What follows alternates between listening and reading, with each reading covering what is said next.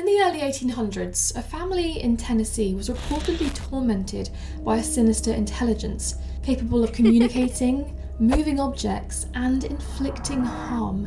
According to the legend, not only did the entity haunt and mock the family, it went as far as to kill one of them.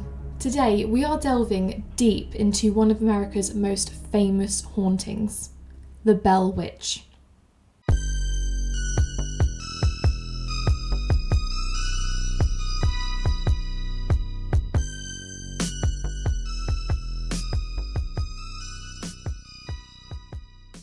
So before we get into today's video, just a reminder to like and subscribe if you do enjoy my content. I make videos on true crime, mysteries, and the paranormal, so if that sounds right up your street, guys, consider joining the community. As always, no pressure, but it is free. Our story is set in early 19th century Tennessee, when a family moved to a farm along the Red River. John Bell, his wife Lucy, and their 6 children were devout Baptists and integrated extremely well into the community, with John serving as a church elder in the Red River Baptist Church. So things at first went swimmingly for the family and they became wealthy farm owners.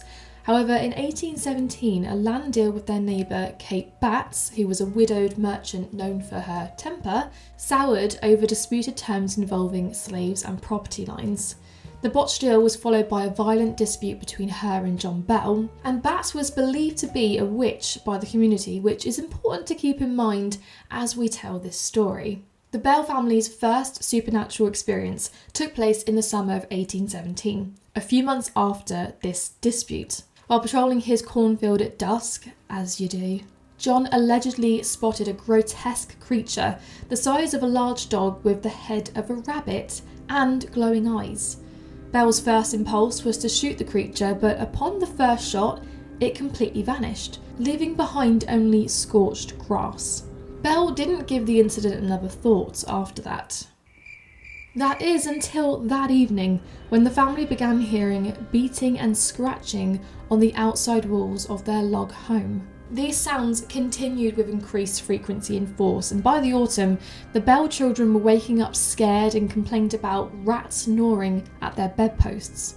To accompany this, the sound of chains were heard being dragged across floors, and the children's covers and pillows were yanked off of them and thrown onto the floor, and a large black dog or a wolf was seen in the field. When John's wife Lucy would pray, she'd hear strange whispers mimicking her voice, supposedly mocking her faith. By 1818, the Bell Witch began speaking directly to the family and called itself Kate. I feel like we've heard that name before. It started as faint whispering voices, too weak to understand, but it sounded like an old woman singing hymns. This evolved into incredible abilities, where in one such instance, the entity recited word for word 2 separate sermons being delivered simultaneously 13 miles apart at Methodist churches in Clarksville and Springfield. As time went on, things became violent, and the youngest daughter, Betsy, began experiencing brutal encounters where her hair would be pulled or she'd be slapped constantly, as well as be pricked by pins. And this happened nightly. These encounters often left welts and handprints on her body, and the local physician found no medical cause for them, noting that no human hand moves so swift. These disturbances, which John Bell had vowed his family to secrecy, finally escalated to the point that he had to share them with his closest friend and neighbour, James Johnston. So Johnston and his wife agreed to spend a night at the house, and though they were sceptical at first, they did witness the same experiences. Johnston told Bell that the house was haunted by an evil spirit, like the ones mentioned in the Bible. As word spread, the news of the haunting reached General Andrew Jackson, who was acquainted with the Bell family already, as John Jr. and his brothers, Jesse and Drury, had fought under his command. So John Jr., Jesse and Drury were John's sons. So during their travels to the house, Jackson's wagon was stalled on flat ground. A voice stated, "Proceed, General, but beware my tricks," and the wagon was freed. At the home, Jackson's party witnessed one of their own attacked by some invisible force and thrown from the house. The entire party left quickly the next morning, with Jackson claiming that he would rather fight the British again than take on the Bell Witch. So interestingly, from the very first incident in the fields, John Bell became ill with a mysterious infection, which would gradually become worse over time. His tongue would swell, his face would spasm, and eventually it became difficult for him to swallow. In December of 1820, at 60 years old, John Bell discovered a mysterious smoky vial beside his bed, its bitter contents unlike his usual medicines. And after drinking it, he suffered violent convulsions, foaming at the mouth, and died within hours. According to witnesses, the entity allegedly gloated to them, "I slipped old Jack a dose of my poison."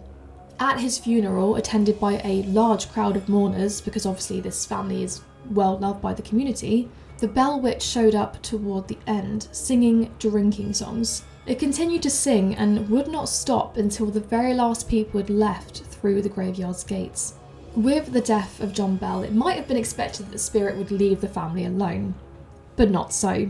The entity seemed especially enraged by Betsy's engagement to a young man named Joshua Gardner and tormented her until she called the engagement off in 1821. After years of enduring violence from the Bell Witch and being told, "Betsy, you'll rue that boy," it seems the spirit's disapproval did actually break them apart, and as a result, the attacks did weaken. She later married her school teacher. It's another time, guys, just remember that, okay? Richard Powell, and interestingly in 1824, some neighbours claimed that Powell had occult interests, possibly linked to the haunting. Given the gravity of the events, it's no surprise that alternative explanations have entered the equation. These include stress, environmental factors such as toxic gases, a human hoax, and societal fears about human autonomy, among many others. For me personally, I see the links between this case and the Salem witch trials, with that fear of female independence and the need to suppress those who are outspoken. So the fact that Kate Batts was labelled a witch, likely spurred on by her widow status, is extremely similar to why certain women were labelled as the same back in the 1600s. And this story of Kate Batts being a witch being used as a later explanation of the hauntings, because it was, only adds to this narrative. In April 1821, shortly after Betsy ended her engagement, the Bell Witch told Lucy, so the mum, that she was leaving but would return in 7 years. As promised, it allegedly reappeared in 1828, spending much of its visit speaking with John Bell Jr., John Bell's son, about religion, the origins of life, and future events, including the Civil War. Before departing 3 weeks later, it promised to return again in 107 years to visit John Bell's closest direct descendant. And that descendant was believed to be Dr. Charles Bailey Bell, a neurologist who published a book on the Bell Witch in 1934, partly to document the legend before its predicted return. However, when 1935, or according to some accounts 1937, arrived, no major haunting was reported. That being said, some locals claimed to experience whispers, cold spots, and sightings of a shadowy woman near the Bell Witch Cave, which was about 450 metres from the Bell Farm, and others believe the spirit never truly left.